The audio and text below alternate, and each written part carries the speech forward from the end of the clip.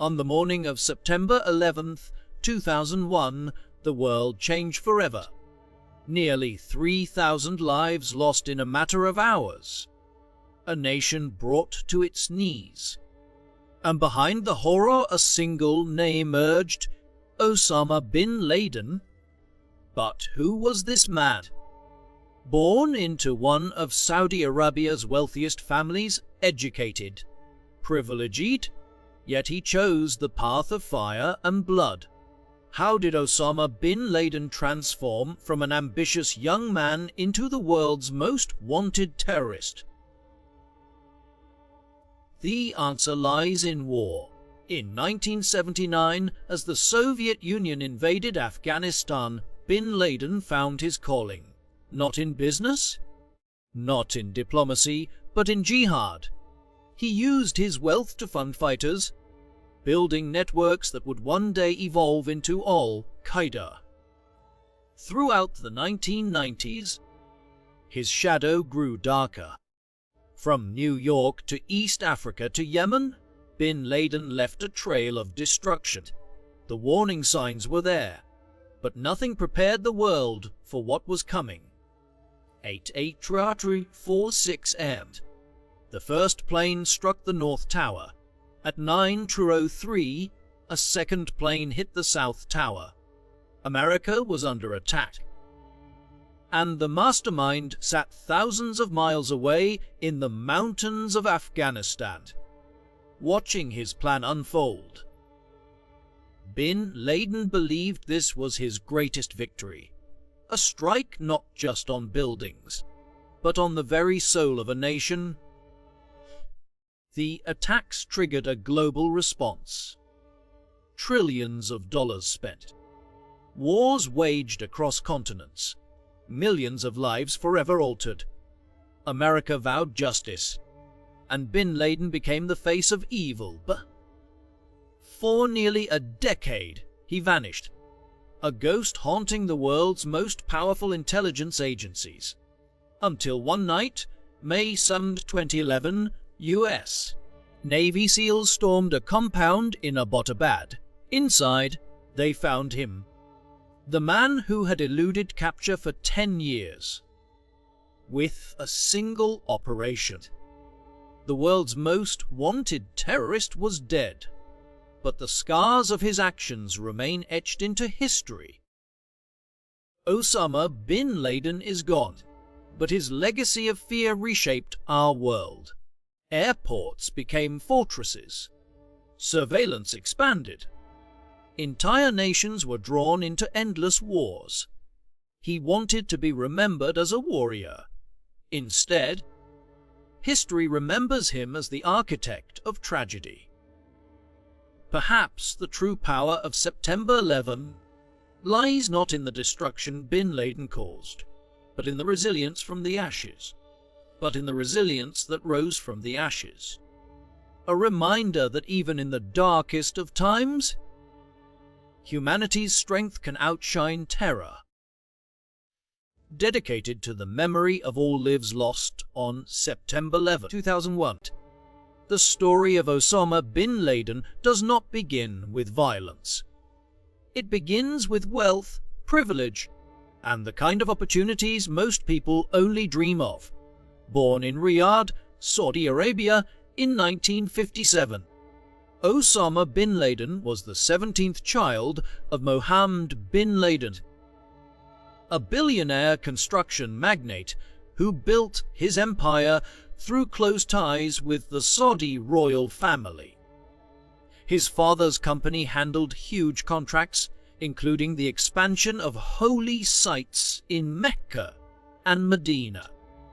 In the corridors of wealth and power, young Osama grew up in comfort, surrounded by luxury, tradition, and influence.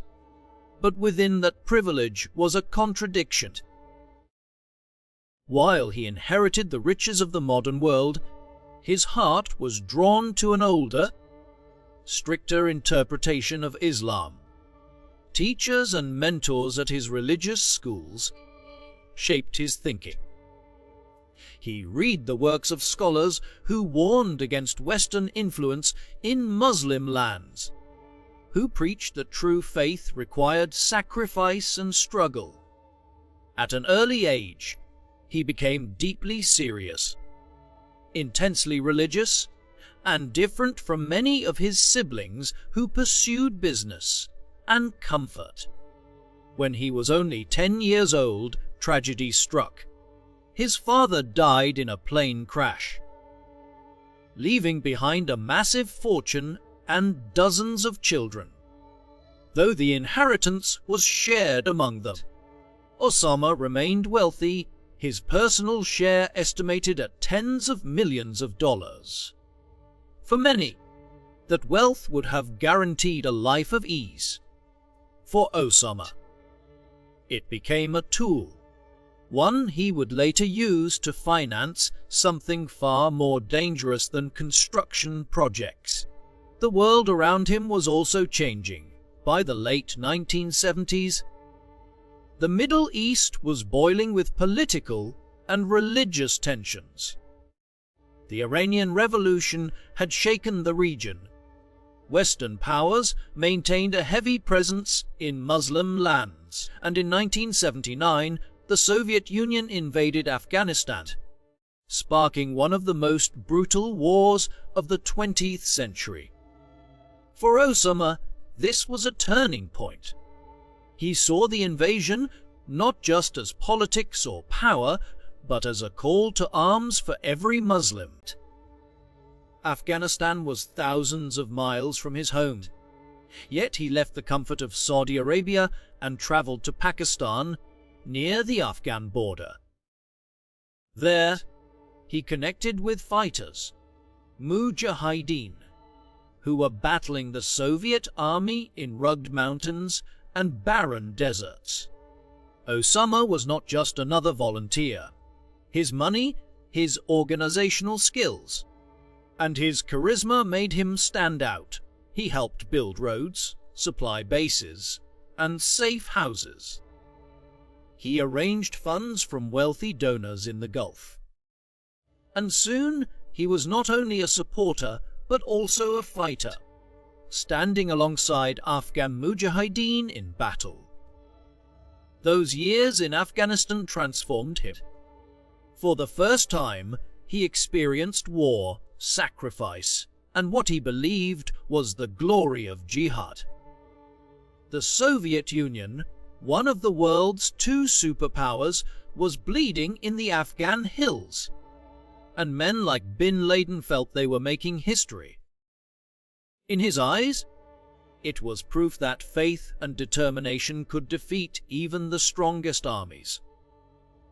During the 1980s, Osama began building a network. What started as financial support grew into a system of camps, charities, and recruitment pipelines. Fighters came from across the Muslim world: Egypt, Algeria, Yemen, and beyond. They came to Afghanistan to fight, but when the war ended, they didn't just go home. They became part of something larger, something Osama envisioned as a global struggle. When the Soviets finally withdrew from Afghanistan in 1989, Osama returned to Saudi Arabia, celebrated as a hero. In his mind, the Mujahideen had done what no one else could. They had defeated an empire. But while his reputation grew among radicals, tensions with his homeland also began. Saudi Arabia, allied with the United States, was opening its land to American troops during the Gulf War. For Osama, this was a betrayal. He believed foreign soldiers had no place in the land of Islam's two holiest cities, Mecca and Medina.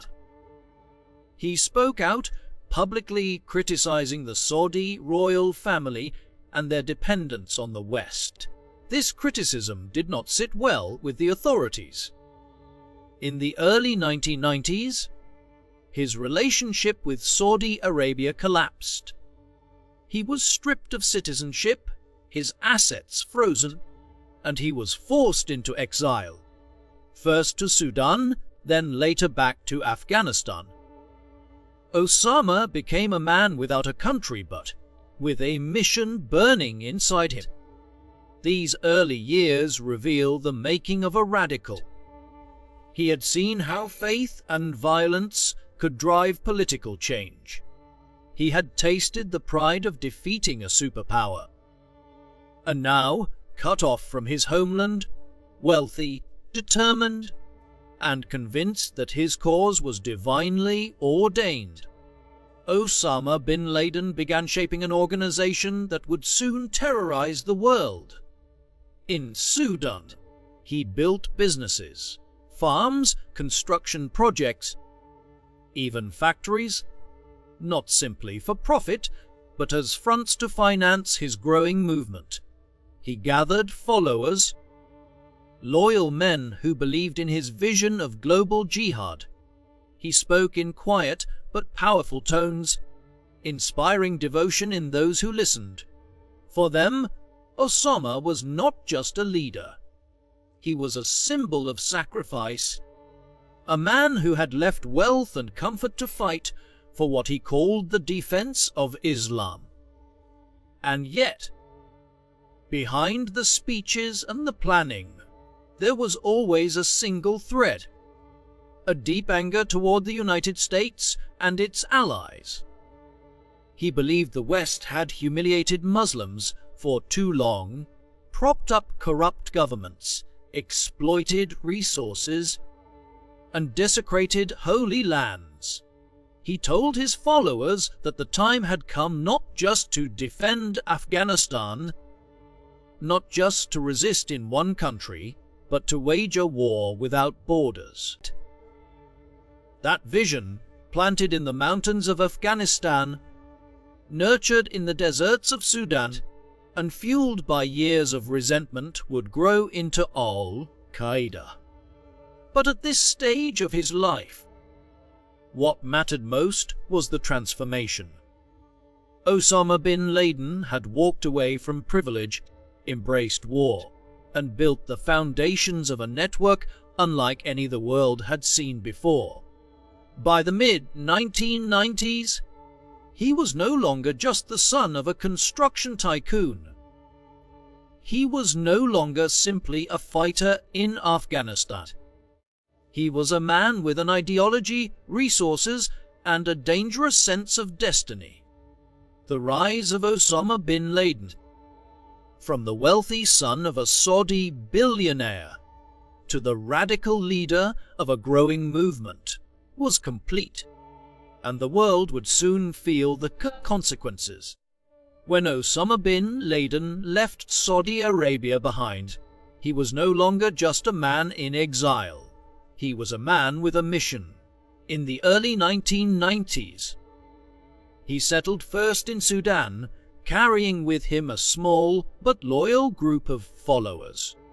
These men had fought with him in Afghanistan and believed in his vision of global jihad. With their help, and with his personal wealth, bin Laden began shaping what would soon become one of the most feared organizations in modern history. Al-Qaeda. The word Al-Qaeda means the based. At first, it was not a name for a terrorist group, but rather a term used to describe a foundation, a network of fighters, safe houses, and training grounds left over from the Afghan war. Yet, under bin Laden's leadership, the base grew into something far more organized and far more dangerous. Sudan offered him the space to build quietly. He invested in farmland, construction projects, even transport companies. But behind these businesses lay another purpose. They provided cover for moving weapons, money, and men. Recruits began arriving from across the Middle East and North Africa, drawn to the man who claimed to have defeated a superpower. They saw him as proof that faith and determination could overcome tanks, jets, and entire armies. Bin Laden was not a loud or fiery speaker.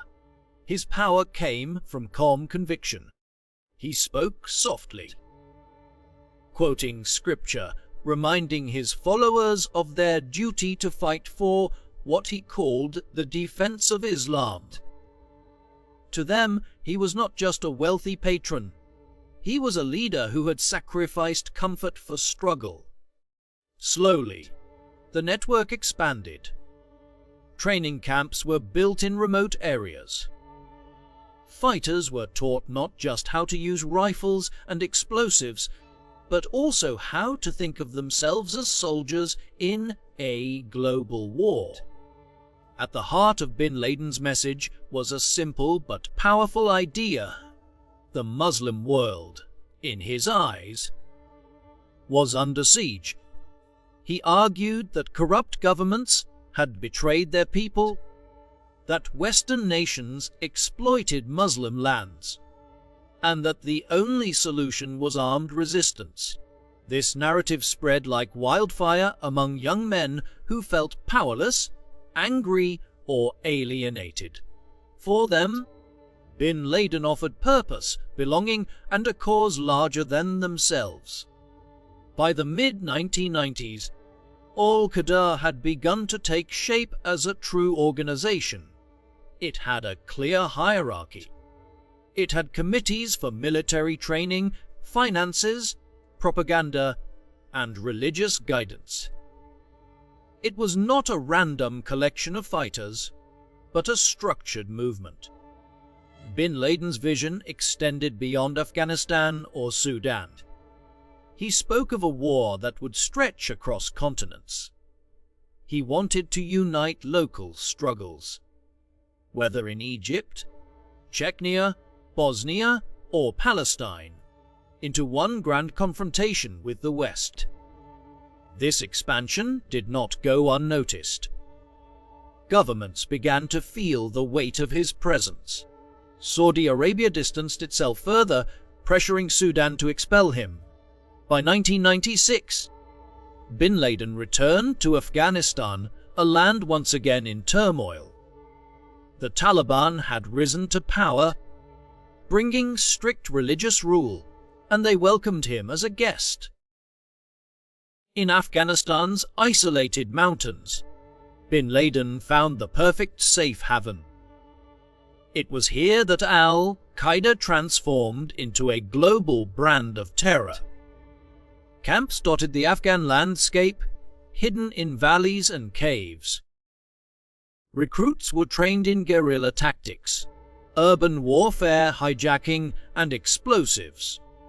Thousands passed through these camps, returning to their home countries with new skills and new loyalty to Al-Qaeda's cause. The organization became a hub, connecting fighters from different regions and giving them a shared identity. What made Al-Qaeda so different from other groups was its ambition. Most militant movements focused on local battles, overthrowing a government here, fighting an occupation there. Bin Laden thought bigger. He believed the real enemy was not only within Muslim lands, but outside them. To him, the United States and its allies were the root of the problem, supporting corrupt leaders and placing military forces in sacred territories. He wanted to strike at the heart of this power, to show the world that even the strongest nation could bleed. He began issuing public declarations, almost like manifestos. In 1996, he released what became known as his Declaration of Jihad against the Americans occupying the land of the two holy places. In it, he condemned U.S. troops stationed in Saudi Arabia and called on Muslims to drive them out. 2 years later, in 1998, he escalated further, issuing a fatwa, an official religious decree, declaring it the duty of every Muslim to kill Americans, both military and civilian. These were not empty words, they were rallying cries, and they soon translated into action. Al-Qaeda operatives began planning attacks not just on battlefields, but in cities, embassies, and even ships. The network of training camps, the flow of money, and the loyalty of its followers gave the organization reach that extended far beyond Afghanistan. What made this moment in history so dangerous was the combination of three forces: Bin Laden's vision, the infrastructure of Al-Qaeda, and the frustration of a generation of young men who felt excluded from progress and opportunity. For many, joining Al-Qaeda was not simply about ideology, but also about finding meaning in a world that had offered them little. Bin Laden gave them that meaning, but he turned it into a weapon. Meanwhile, Western intelligence agencies were beginning to take notice. Reports of growing training camps circulated. Small cells linked to Al-Qaeda began appearing in different countries, yet the full scale of the threat was not yet understood.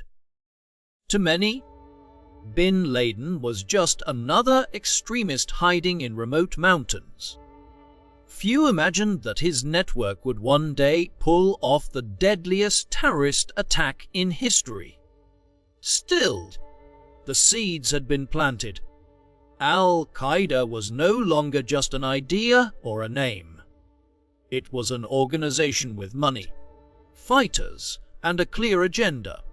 It was a base, not just for training, but for exporting violence across the globe. Under Bin Laden's direction, it was preparing for something larger, something that would shock the entire world. The birth of Al was more than the creation of a militant group. It was the forging of a movement that thrived on anger, hope, and desperation. It grew out of wars fought in distant mountains, but its reach would extend to the streets of major cities. For Osama bin Laden, Al-Qaeda was not only his creation, but also his instrument, a tool to wage the war he had long envisioned. And while the world was watching conflicts in the Middle East, while governments debated how to handle a man in exile, Al-Qaeda was quietly organizing. In training camps under the Afghan sky, in safe houses hidden in plain sight, and in meetings carried out in whispers, the network was preparing. The stage was being set. The storm was on its way. Throughout the 1990s, the warning signs were there. The world was changing, and Al-Qaeda was no longer a hidden network in the shadows.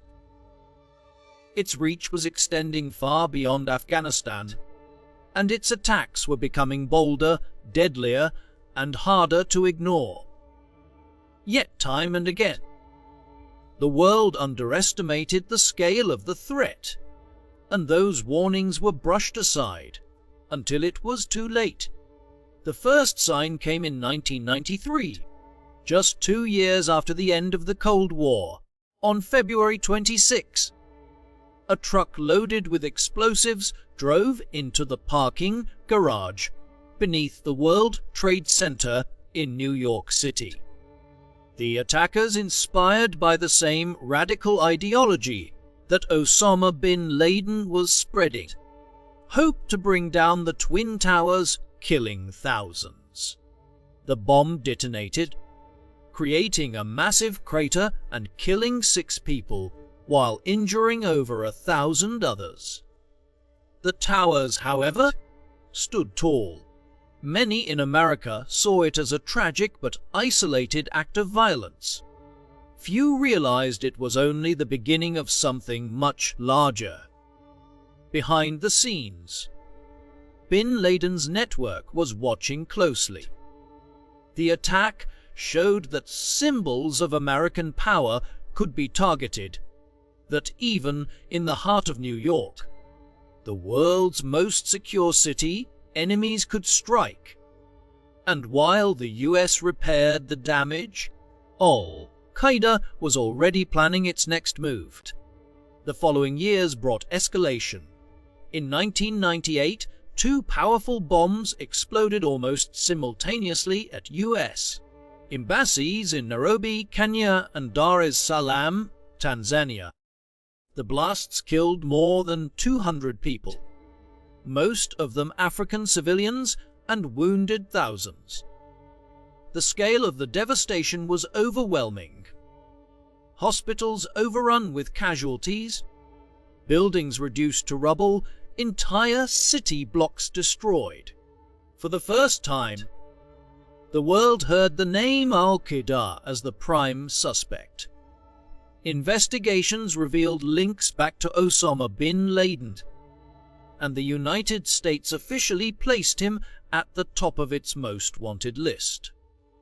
In response, President Bill Clinton ordered cruise missile strikes on suspected Al-Qaeda training camps in Afghanistan and a pharmaceutical factory in Sudan believed to be linked to chemical weapons production. The strikes destroyed targets but failed to eliminate bin Laden. He survived, once again retreating deeper into the mountains, more determined than ever. The embassy bombings were not just acts of terror. They were statements. Bin Laden wanted to show that America was vulnerable, that its presence abroad would come at a heavy price. But the message was also directed at his followers. He wanted to prove that Al-Qaeda could deliver blows not in remote battlefields, but against global powers in broad daylight. The attacks brought him notoriety and, to some extremists, admiration. 2 years later, the world would see another strike. On October 12, 2000, the USS Cole, a U.S. Navy destroyer, docked in the port of Aden, Yemen for refueling. As sailors went about their daily duties, a small boat packed with explosives approached the warship. The explosion tore a massive hole in the side of the vessel, killing 17 American sailors and wounding dozens more. It was a daring attack, targeting not civilians but a symbol of American military might. Once again, Al-Qaeda had delivered a deadly message. By now, intelligence agencies around the world were sounding alarms. Reports surfaced of growing Al-Qaeda cells in multiple countries, of plots being discussed, of plans being drawn. Yet there was a sense of disbelief. Could a man hiding in caves, leading a network of scattered fighters, really pose a serious threat to the world's strongest nation? Many dismissed him as dangerous but limited. What was missed was the larger pattern. Each attack was not random but carefully chosen. The World Trade Center in 1993 represented economic power. The embassies in 1998 represented political influence. The USS Cole in 2000 represented military strength. Step by step, bin Laden and Al-Qaeda were targeting the pillars of American dominance: economy, diplomacy, and defense. Even more troubling was the growing sophistication of their operations. Al-Qaeda was no longer just using small bombs or relying on local support.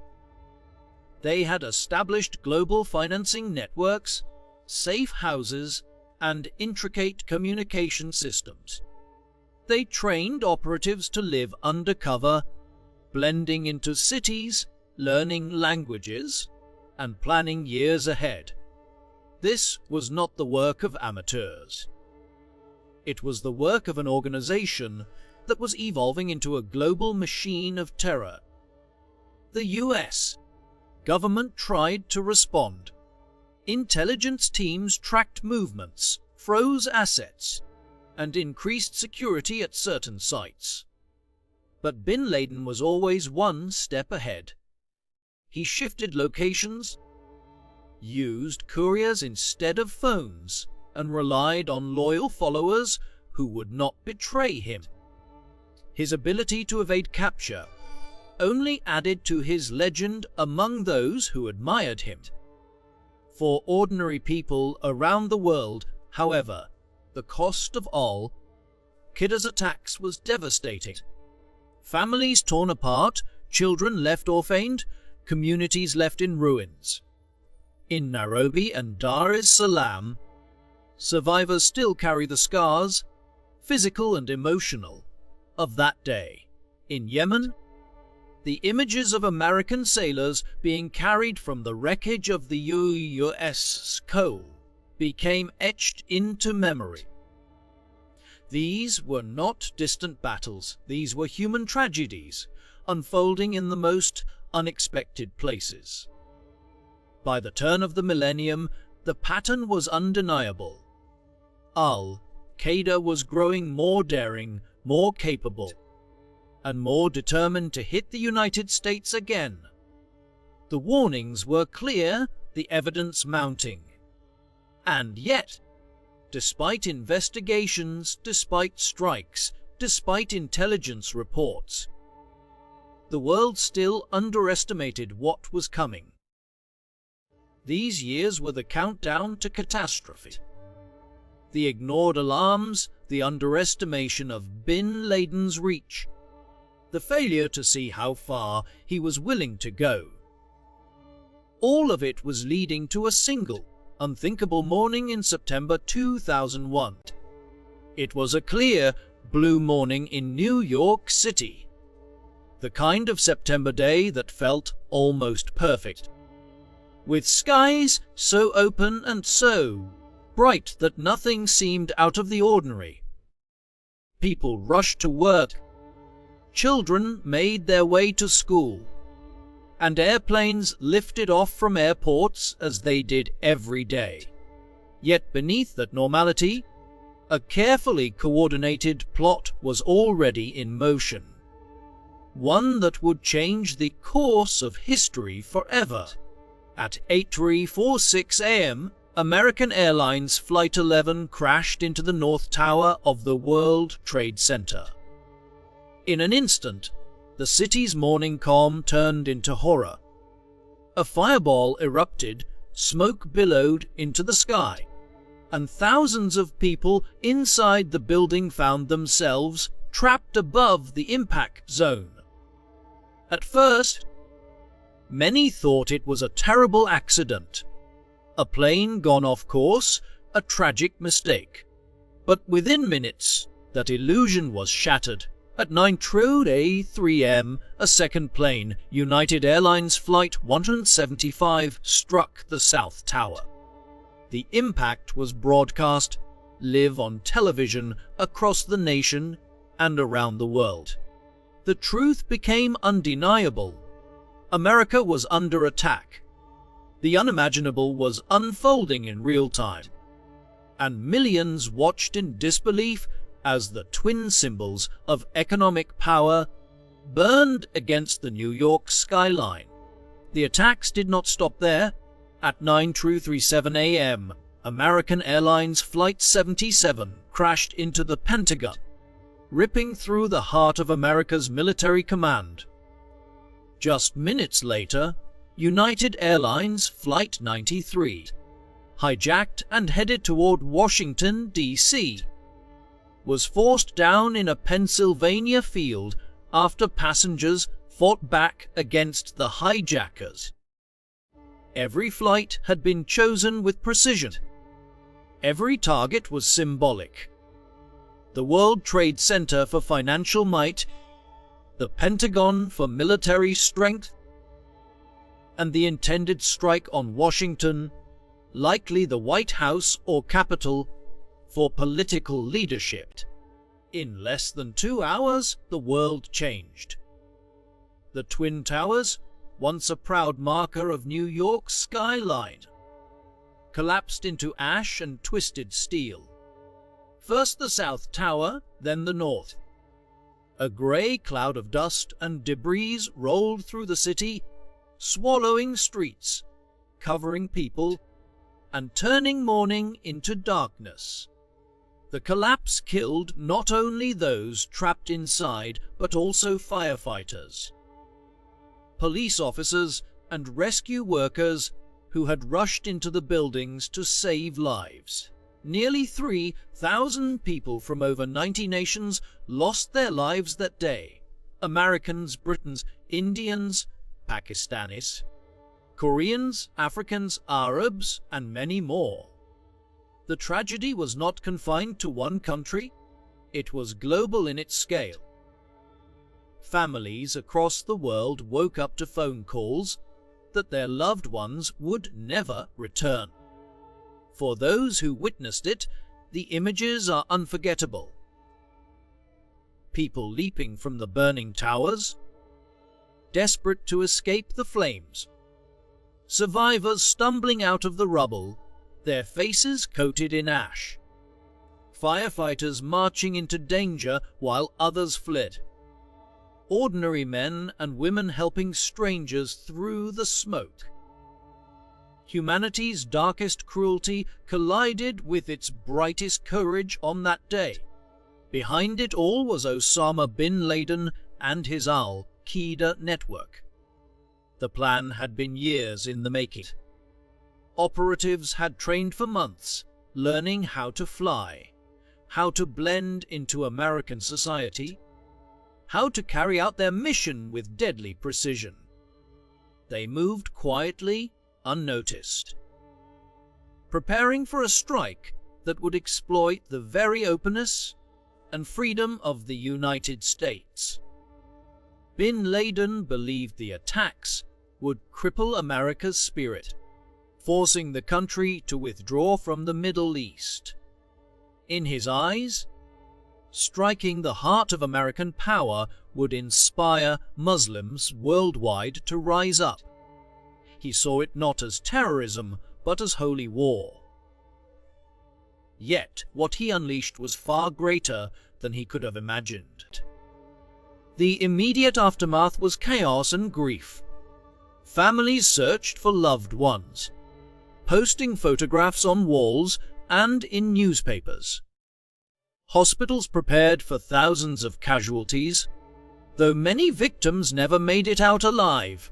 The New York Fire Department lost 343 firefighters. The New York Police Department lost 23 officers. The Port Authority lost 37. Rescue workers dug tirelessly through rubble that still smoldered, hoping against hope to find survivors. Across the world, people mourned. Candlelight vigils were held in cities from London to Sydney, from Tokyo to Cairo. For a brief moment, the world stood united in grief and shock.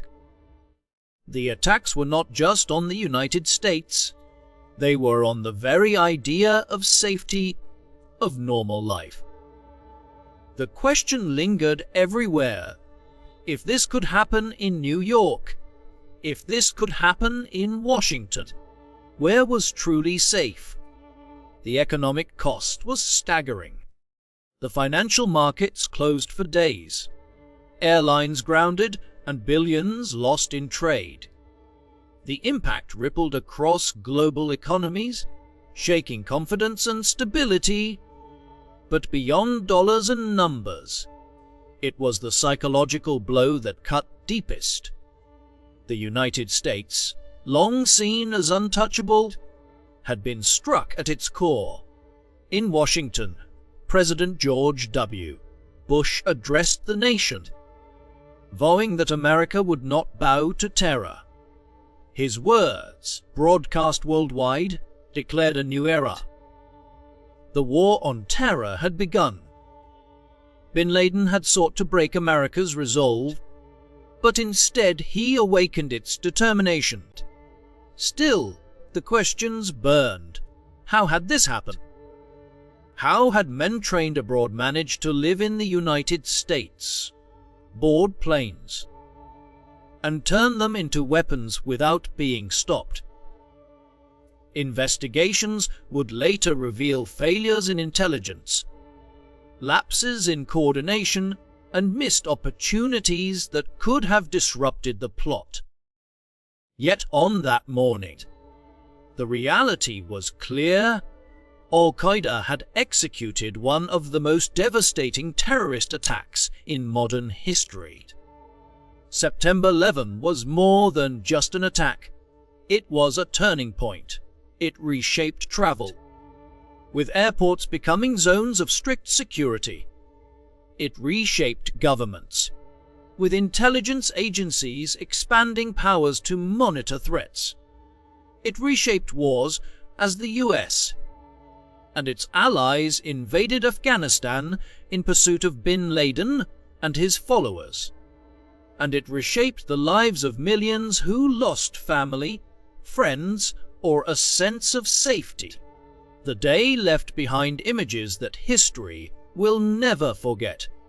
The towers falling, smoke rising from the Pentagon, the wreckage of Flight 93 in a quiet Pennsylvania field. But it also left behind stories of resilience. Stories of passengers who fought hijackers, firefighters who climbed toward flames, and strangers who carried each other to safety. September 11, 2001 stands as both tragedy and testimony. Tragedy in the scale of lives lost, testimony in the strength that ordinary people showed in the face of fear. And while Osama bin Laden believed the attacks would shatter America, they instead became a rallying point. The grief turned to resolve. The mourning turned to unity. The nation, and much of the world, vowed that such terror would not define the future. After the dust of September 11 settled, and the shock began to transform into determination, a single name dominated the world's stage: Osama bin Laden.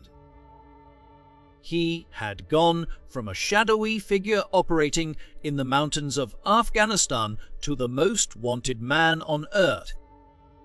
His face was plastered across newspapers, his name echoed in speeches, and his capture became the ultimate mission for the United States and its allies.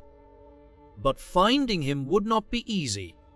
The manhunt officially began within days of the attacks. Intelligence agencies scoured intercepted communications, followed financial trails, and interrogated captured operatives. Every lead pointed back to the same place: Afghanistan, where bin Laden had been living under the protection of the Taliban regime. The US demanded that the Taliban hand him over. The Taliban refused. What followed was Operation Enduring Freedom. The US-led invasion of Afghanistan launched in October 2001. American forces, alongside Allied troops and Afghan fighters, toppled the Taliban government in a matter of weeks.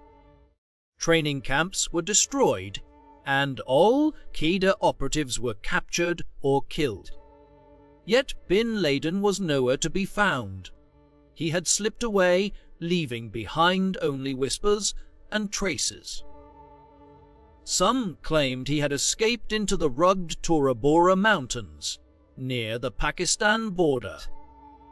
Others believed he had already crossed into Pakistan, disappearing into tribal regions where loyalty was stronger than law. The hunt quickly grew into one of the most complex intelligence operations in modern history. Billions of dollars were spent. Satellites scanned mountain ranges, drones hovered over remote valleys, and special forces conducted raid after raid. Posters with bin Laden's face promised rewards of up to 25 million for information leading to his capture. But despite all the power of modern technology, he remained elusive. For nearly a decade, bin Laden became a ghost.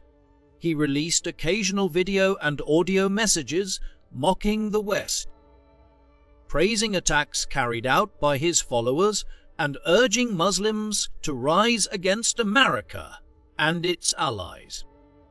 Each message reminded the world that he was still alive, still free, and still dangerous.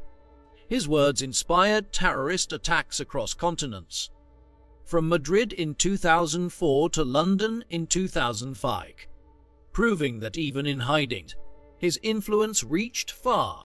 Behind the scenes, US intelligence agencies shifted their strategy. Instead of chasing every rumor, they began following people close to bin Laden.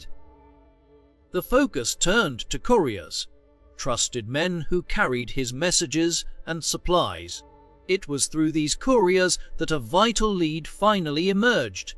In 2007, the CIA identified a man known by the alias Abu Ahmed al-Kuwaiti, a courier believed to be one of bin Laden's most loyal men. Tracking him became a top priority. Years of surveillance paid off in 2010 when al-Kuwaiti was spotted driving a white SUV in Pakistan. Intelligence officers followed him carefully, never moving too fast, never risking exposure.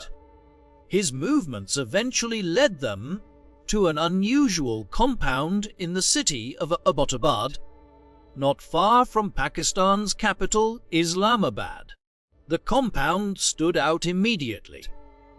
It was surrounded by high walls topped with barbed wire. Unlike other houses in the neighborhood, it had no internet connection and no phone lines. The residents burned their trash instead of putting it out for collection. The upper floors had windows covered by barriers, shielding anyone inside from view. And yet, despite its secrecy, the house was large and built to accommodate a significant family. To the CIA, the evidence was clear: someone important was hiding there. But was it bin Laden? Months of surveillance followed. Analysts studied patterns, tracked couriers, and even observed a tall man who never seemed to leave the compound's walls. They called him the Pacer because he was often seen walking in circles in the courtyard. There were no photographs, no recordings, no direct proof. Yet the pieces fit together. President Barack Obama was briefed, and the question now was not whether bin Laden might be inside, but whether the risk of striking was worth taking. By spring 2011, the decision was made. A secret operation would target the compound with US Navy SEALs. The mission was dangerous. Abbottabad was deep inside Pakistan, just a short distance from a military academy. If the mission went wrong, the SEALs could be killed or captured, and relations with Pakistan could collapse. But the chance to eliminate the world's most wanted man was too important to ignore. On the night of May 1, 2011, under the cover of darkness, 2 Black Hawk helicopters carrying SEAL Team 6 lifted off from Afghanistan. Their blades cut silently through the night sky as they crossed into Pakistan, flying low to avoid radar. After more than an hour, they reached the compound. One helicopter suffered a technical failure and crashed landed inside the walls. But the team continued without hesitation. Explosions shook the night as the SEALs blasted through doors and cleared room after room. On the 3rd floor, they found him. Osama bin Laden, tall and bearded, stood in his bedroom. Within seconds, he was shot and killed. The man who had orchestrated the deadliest terrorist attack on US soil, who had taunted the world for nearly a decade, was finally gone. His body was taken, later buried at sea to prevent his grave from becoming a shrine. When President Obama addressed the nation that night, millions watched as he announced the words that so many had waited to hear. Justice has been done. Across the United States, crowds gathered in the streets, waving flags and chanting. In New York City, people filled Times Square and at Ground Zero. They sang and wept. It was not the end of terrorism, nor the end of war. But it was a moment of closure for families who had lost loved ones on September 11th. Yet the story of the manhunt was not only about the SEALs who carried out the mission. It was about years of persistence by intelligence officers who followed the smallest clues. It was about soldiers who fought and died in Afghanistan and Iraq. It was about a global effort to bring down a man whose vision had cast a shadow over an entire generation. Even after his death, questions lingered. How had bin Laden managed to hide for so long, especially in a city with a strong military presence? Did Pakistan know he was there? Was his death a turning point, or merely one step in a much larger struggle? These questions remain debated to this day, but one fact is undeniable. The hunt for Osama bin Laden was one of the longest, most intense pursuits in modern history. It was a story of intelligence and secrecy, of failure and success, of patience and persistence. And when it finally ended, it marked a chapter in history where a nation's grief, anger, and determination converged on one night in Abbottabad.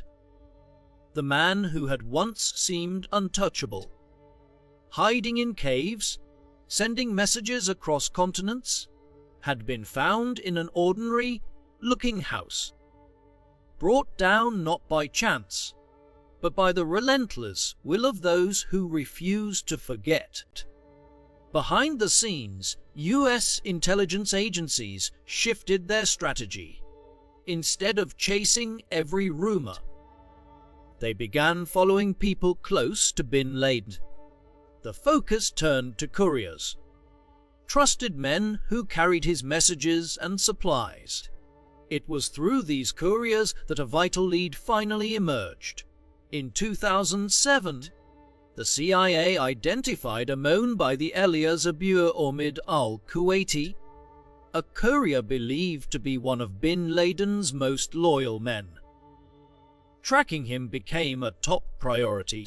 Years of surveillance paid off in 2010, when al-Kuwaiti was spotted driving a white SUV in Pakistan. Intelligence officers followed him carefully, never moving too fast, never risking exposure.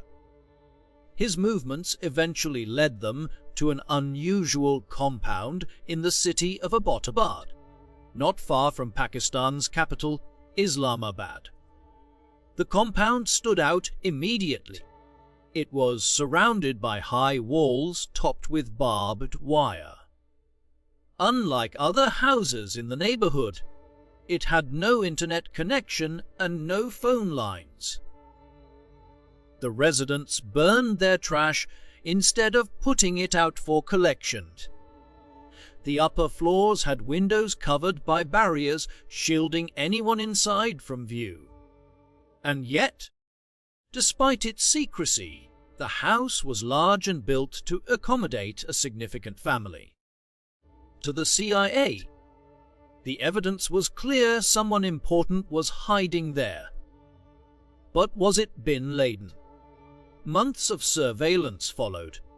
Analysts studied patterns, tracked couriers, and even observed a tall man who never seemed to leave the compound's walls.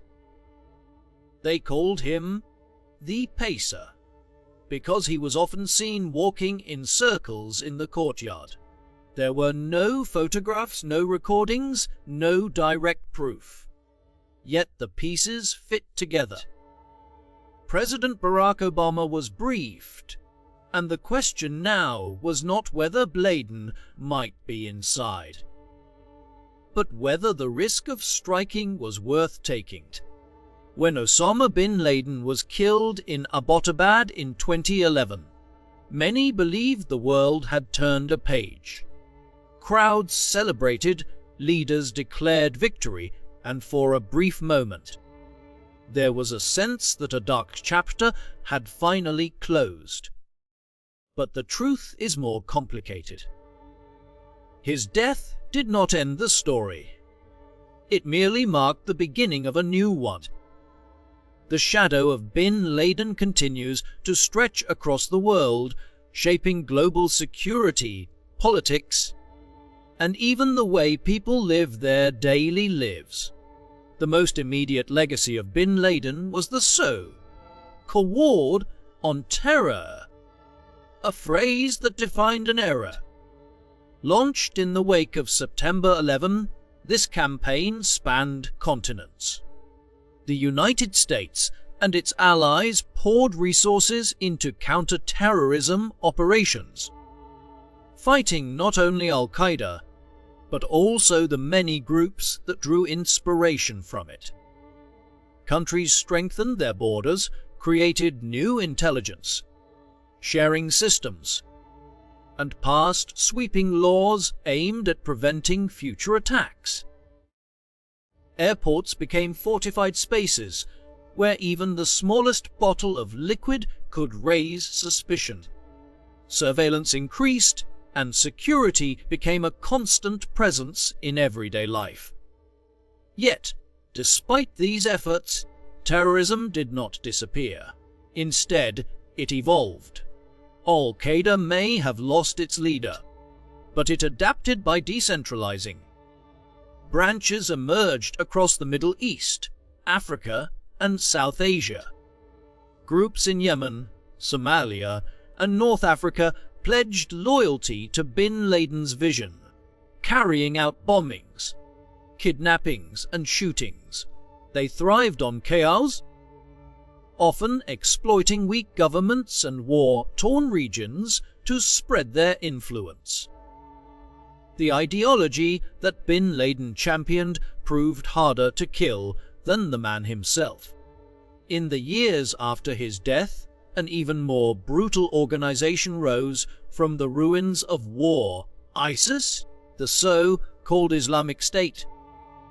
Inspired in part by bin Laden's methods, but pursuing an even more extreme vision, ISIS declared a caliphate across Iraq and Syria in 2014. At its peak, it controlled vast territory, governing millions of people, and spreading propaganda across the internet.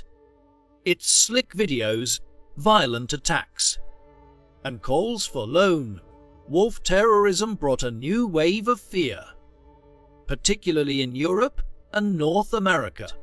From Paris to Brussels, from Orlando to Manchester, the echoes of bin Laden's legacy could be felt in every headline. But bin Laden's influence extended beyond the battlefield. September 11 reshaped global politics in ways that continue to this day. The U.S. invasion of Afghanistan turned into a 20-year war, the longest in American history. Thousands of soldiers lost their lives, trillions of dollars were spent, and when U.S. forces finally withdrew in 2021, the Taliban returned to power. For many, it raised painful questions. Was bin Laden's death truly a victory? Or had his vision of dragging America into endless conflict succeeded? The Iraq War, too, was born in the climate created by September 11. Though Iraq had no direct link to bin Laden, the U.S. invasion in 2003 was justified in part by fears of terrorism and weapons of mass destruction.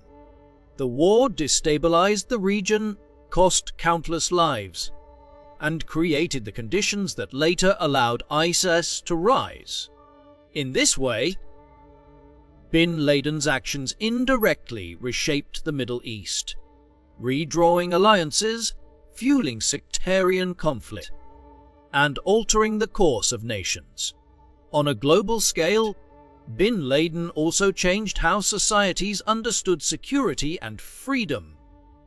In many countries, governments expanded surveillance powers in the name of counter-terrorism.